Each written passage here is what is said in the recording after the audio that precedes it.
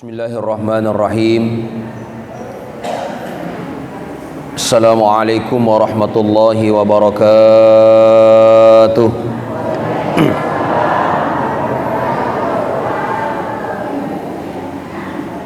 Alhamdulillah. Alhamdulillahilladzi an'ama alaina bi ni'matil imani wal islam. Asyhadu an la ilaha illallah wahdahu la syarikalah wa asyhadu anna Muhammadan abduhu wa rasuluh.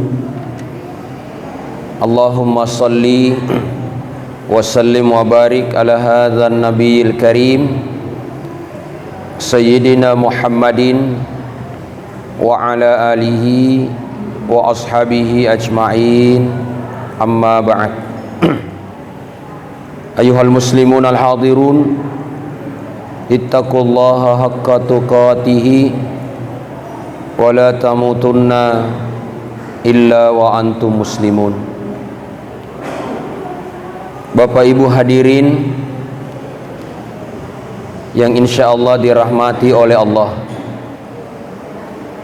kita bersyukur dan berterima kasih kepada Allah atas segala nikmat yang diberikan kepada kita semua, sehingga kita semua menyempatkan diri untuk meramaikan rumah Allah,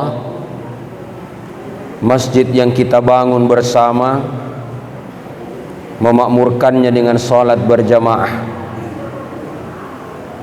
Olehnya itu, di tempat yang penuh kemuliaan ini, di waktu yang sangat mustajab setelah kita melaksanakan kewajiban salat fardu berjamaah, saya mengajak kita semua memanjatkan doa. Kita doakan negeri kita Indonesia ini senantiasa menjadi negeri yang aman, negeri yang tentram, negeri yang damai, diliputi dengan kesejahteraan kepada seluruh rakyatnya.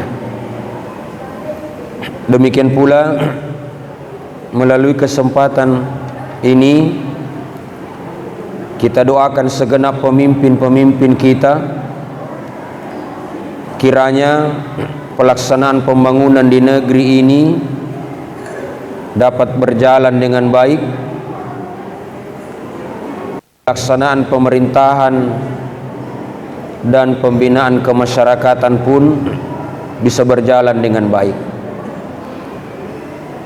Karena sesungguhnya keamanan, ketentraman suatu negeri insyaallah akan memberikan kemudahan bagi kita, khususnya umat beragama, lebih khusus lagi kita umat Islam di negeri tercinta ini, untuk bisa melaksanakan ajaran agama kita dengan baik, untuk bisa melaksanakan ajaran agama kita sehingga mengantarkan kepada kesejahteraan dunia dan insyaallah kebahagiaan akhirat. Kita bersyukur bahwa negeri kita ini dibanding belahan negeri lain jauh lebih aman, keadaan jauh lebih kondusif. Tentu kita memberikan apresiasi kepada teman-teman kita, bapak-bapak, saudara-saudara kita aparat keamanan, yang tentu tanpa jerih payah dan perjuangan mereka, situasi keamanan yang kondusif seperti sekarang ini sulit akan terwujud. Pula kita doakan teman-teman kita, khususnya aparat keamanan, kiranya senantiasa diberikan kekuatan, pula diberikan keikhlasan dalam melaksanakan tugas dan tanggung jawab yang sangat mulia ini. Olehnya itu, Bapak Ibu hadirin yang insya Allah dirahmati oleh Allah, kembali pada kesempatan ini saya ingin mengajak kepada kita untuk menyimak kembali salah satu hadis. Suatu ketika Nabi sallallahu alaihi wasallam bersabda, "Qawamud dunya bi arba'ati asya'in." Bahwa tegaknya dunia ini yang pula diterjemahkan dalam makna tegaknya suatu negeri bi arba'ati asya'in, itu ditopang oleh 4 hal. Maknanya ketika negeri Indonesia ini kita mau tegakkan dengan baik sesuai dengan cita-cita pendiri bangsa, maka ada 4 hal yang senantiasa harus kita jaga dan pertahankan. Yang pertama kata Nabi, ilmul ulama, ilmunya para ulama. Yang kedua kata Nabi, wa adalul umara, adilnya para pemimpin.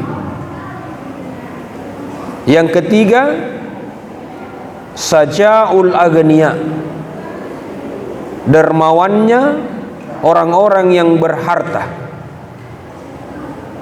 Dan yang keempat, du'aul fuqara, doanya orang-orang yang fakir. Mudah-mudahan hadis ini bisa menjadi motivasi kepada kita semua untuk memahami bahwa sesungguhnya setiap kita warga negara, apapun kapasitas yang kita miliki, sesungguhnya memiliki peran dan fungsi untuk menegakkan negara kesatuan Republik Indonesia ini. Yang saya sampaikan bahwa menjaga tegaknya negara kesatuan Republik Indonesia sesungguhnya adalah menjaga tegaknya ad-dinul Islam. Inna dina indallahil Islam, yang dalam pemahaman akidah kita bahwa agama yang diterima di sisi Allah al-Islam. Maka sekali lagi, menjaga tegaknya negeri Indonesia ini adalah menjaga tegaknya ad-dinul Islam di bumi ini. Apalagi sejarah mencatat bahwa penduduk muslim terbesar, ya, negara dengan penduduk muslim terbesar di dunia ini adalah Indonesia. Maka tegakkan negeri ini, kata Nabi, bi'ilmil ulama, dengan ilmunya ulama. Ilmu ulama bermakna semua cabang-cabang ilmu, ya. Bangun negeri ini dengan pengembangan ilmu pengetahuan. Apakah yang berkaitan dengan sains dan teknologi yang menjadi jalan kita melahirkan sumber daya manusia yang bisa mengelola sumber daya alam negeri ini untuk sebesar-besarnya kemakmuran dan kesejahteraan rakyat. Kita melihat kondisi kita dan menjadi isu yang bisa menyebabkan keadaan yang tidak kondusif, bahwa sekarang negeri kita ini dalam tanda petik dijajah oleh pekerja-pekerja asing. Ini dalam tanda petik. Yang sesungguhnya juga tidak bisa kita pungkiri bahwa di beberapa sektor kita tertinggal dengan orang-orang di luar negeri yang memiliki kapasitas ilmu yang jauh lebih baik daripada apa yang kita miliki. Apalagi di era persaingan global, ya, tidak bisa kita hindari. Maka tentu jawaban dari persoalan ini bukan kita melakukan demonstrasi menolak kedatangan pekerja asing di negeri ini, karena mereka punya hak sama dengan hak pekerja kita yang pergi ke luar negeri. Tapi apa yang harus kita lakukan? Pesan Nabi, ilmu ulama. Manfaatkan ilmuwan-ilmuwan kita untuk menggali potensi sumber daya alam yang kita miliki. Kemudian yang kedua, ilmu ulama bermakna bahwa kalau mau tegakkan negeri ini dengan baik, cintailah ilmu. Cintailah ilmu. Tidakkah selalu kita dengar betapa Nabi sangat menganjurkan kepada kita untuk menuntut ilmu tanpa kenal batas waktu, ya. Utlubul ilma minal mahdi ilal lahdi. Tuntutlah ilmu itu mulai dari ayunan sampai ke liang lahat. Apalagi ilmu yang berkaitan dengan syariat agama, mulai dari ilmu dasar tahara, mulai dari ilmu dasar qiraatul Quran, mulai dari ilmu tentang bagaimana ibadah, dan seterusnya. Nah, jadi dalam prinsip ilmu ulama ini tidak ada kata berhenti kita untuk belajar, ya. Jangan menganggap bahwa waktu belajar itu hanya untuk anak-anak kita. Kita orang tua selesai nih, ya. Padahal fakta yang terjadi dalam kehidupan kita, terutama dalam kehidupan beragama, mohon maaf, tapi masih banyak orang-orang yang sudah berusia, bahkan sudah senja usianya, tapi cara bersucinya saja belum benar. Tapi masih banyak saudara-saudara muslim kita usianya sudah senja, tapi cara sholatnya saja belum sesuai dengan ketentuan fikih. Terlepas dari persoalan perbedaan dalam memahami fikih, ini fenomena besar di negeri ini. Bahkan tahun 2018 pernah dilakukan sebuah survei, ini yang sangat mengkhawatirkan. Dari 83, sekian persen penduduk muslim Indonesia, ternyata tidak lebih dari 30% dari penduduk muslim Indonesia ini yang melaksanakan syariat agamanya. Wah, ini luar biasa, Pak. Ini jauh lebih berbahaya dari virus COVID-19. Ya.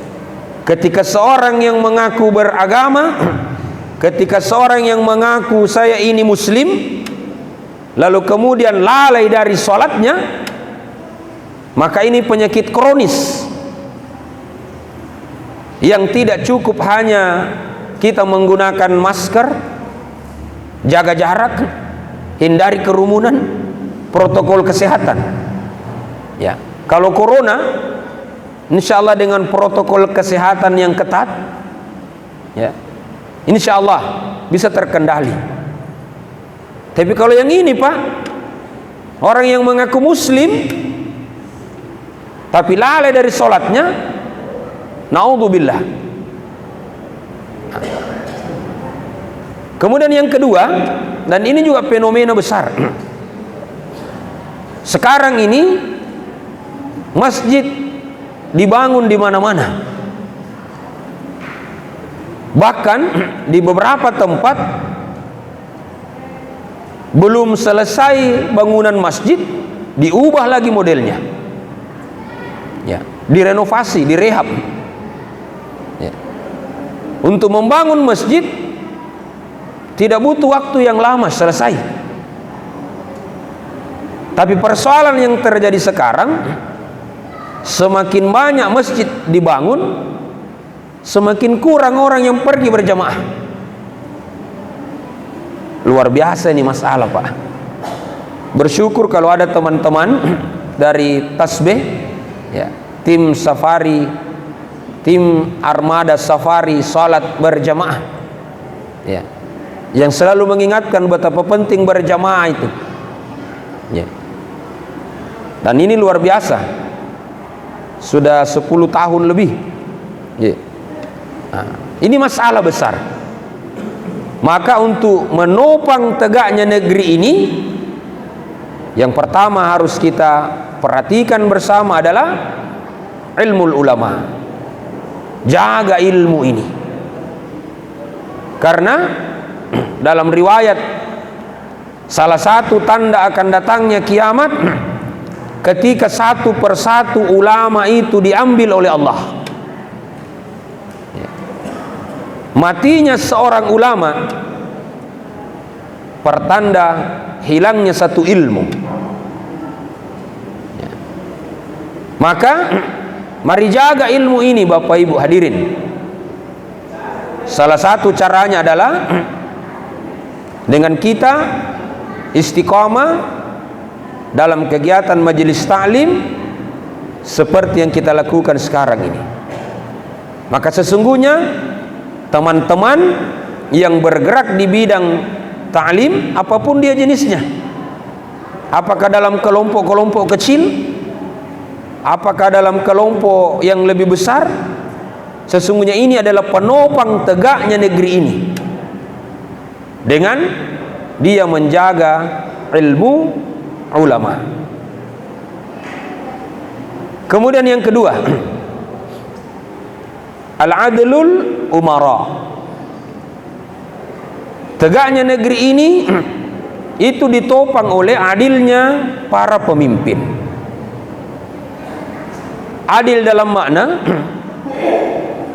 kebijakan-kebijakan, peraturan-peraturan yang ditetapkan oleh pemangku kebijakan dalam negeri ini harus senantiasa berprinsip pada sebesar-besarnya kepentingan rakyat,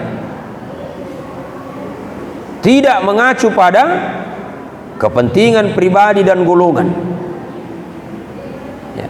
Terutama Bapak Ibu hadirin sekalian, tahun depan kita akan menyongsong tahun politik yang ini sangat penting nilainya. Tentu bagi orang yang beriman, tentu kita umat Islam jangan lewatkan momentum ini. Jangan mau terpengaruh dengan kelompok yang mengatakan tidak usah ikut pemilihan, tidak usah pergi mencoblos, karena katanya kalau yang kita coblos yang terpilih ini kemudian tidak bersifat adil, maka kita yang ikut dalam kontestasi pemilihan ini pula ikut menanggung dosanya. Ini juga masalah besar. Ketika orang yang bagus pemahaman agamanya, bagus sholatnya, tapi dia melalaikan kepentingan politik dalam tanda petik, tidak mau ikut dalam kontestasi pemilihan untuk menentukan pemimpin-pemimpin negeri ini, maka ini juga bahaya. Maka kalau saya pribadi mengajak teman-teman bahwa bapak saudara-saudaraku, mari sukseskan tahun politik ini, karena disinilah momentum untuk kita insya Allah melahirkan pemimpin-pemimpin adil. Karena di tengah kekhawatiran kita, di tengah ketidakpercayaan kita, masih lebih banyak dan sangat banyak sumber daya kita yang bisa menjadi pemimpin negeri ini, yang bisa mengatur negeri ini dalam prinsip keadilan tadi. Jangan berputus asa. Sandarkan kepada Allah bahwa saya memilih pilihan politik ini, insya Allah diridhoi oleh Allah Subhanahu wa ta'ala. Maka saya sering sampaikan teman-teman, kalau mau pergi coblos nanti Pak, di tahun politik, salat dulu. Kalau perlu salat istikharah. Ya, pilih calon-calon pemimpin kita, karena saya yakin semua mereka orang yang baik. Ya, semua mereka orang yang baik.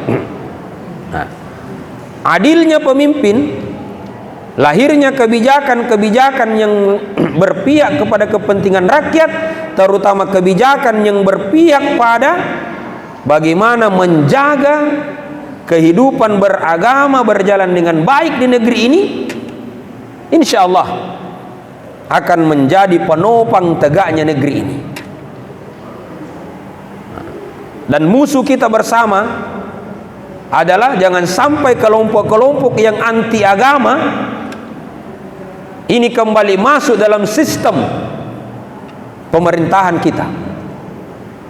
Cukuplah sejarah Bapak Ibu hadirin, ya, terutama di tahun 1965 ketika kelompok anti agama, kelompok komunis, ya, dengan kekuatan yang sangat besar, Partai Komunis Indonesia hampir menguasai negeri ini.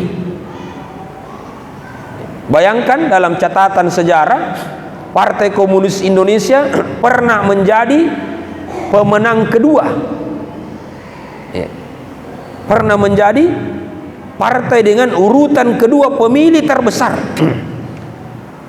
Ya, tapi tentu dengan rahmat dan perlindungan Allah, tentu perjuangan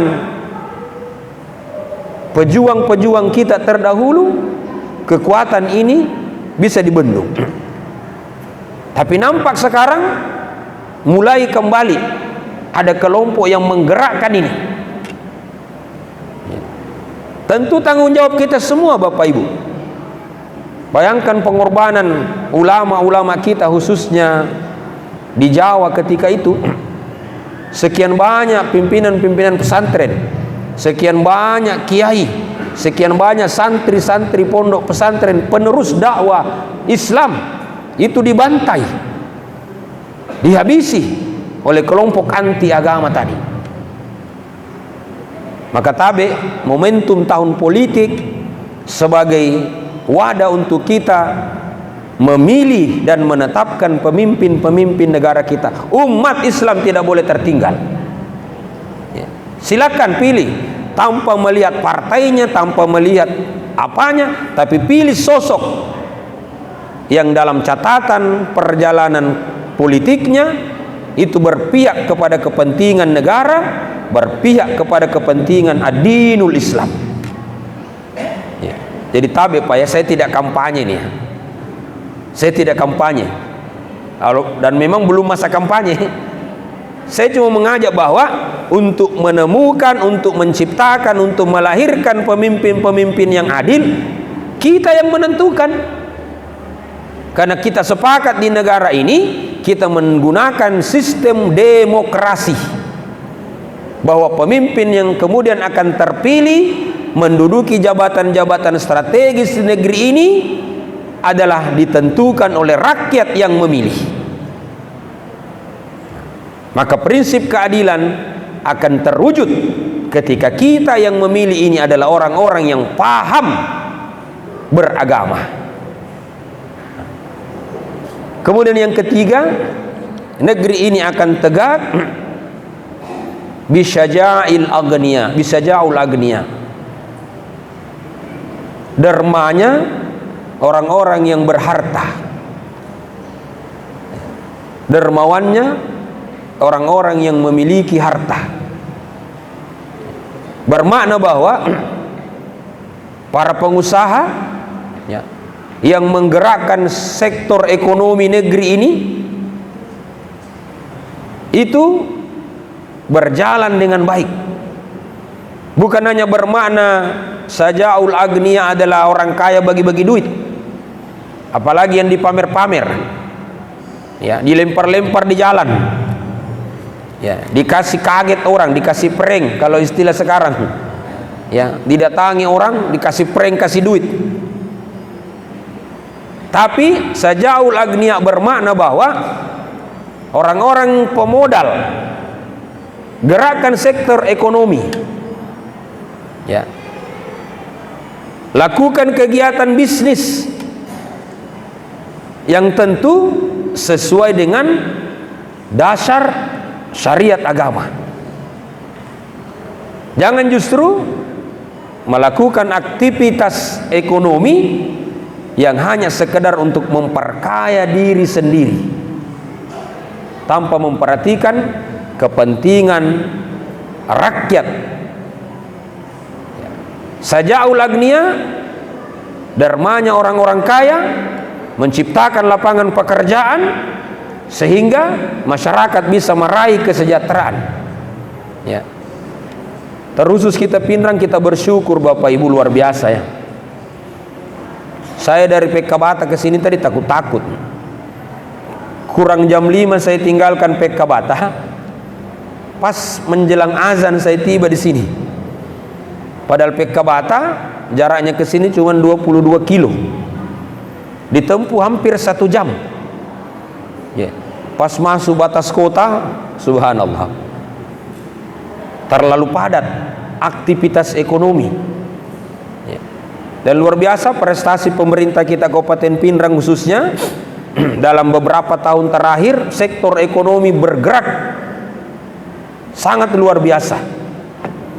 Bahkan kalau kita lihat kemarin Bapak Bupati mendapatkan penghargaan dari beberapa penghargaan, salah satunya adalah daerah yang ramah investasi. Ya, artinya banyak pengusaha yang masuk, Pak. Ketika ini banyak yang masuk, ya, rakyat kita, masyarakat kita banyak yang bekerja, pengangguran bisa tertangani dengan baik, kesejahteraan terjamin, maka insya Allah negeri ini akan tegak dengan dermanya orang-orang yang kaya tadi. Kemudian yang keempat, kata Nabi, satu negeri bisa tegak bidu'aul fuqara, dengan sebab doanya orang-orang fakir. Saya sering sampaikan bahwa banyak orang yang pesimis, Pak. Saya bisa berbuat apa? Saya ini rakyat jelata. Saya ini tidak punya pangkat jabatan. Apa sih yang saya bisa berikan untuk negeri ini? Doa tak? Berdoa ki. Tapi dalam ketentuan agama, jangan mimpi, jangan berharap doa kita diijabah oleh Allah kalau kewajiban ibadah kita dilalaikan, terutama sholat tadi. Ya.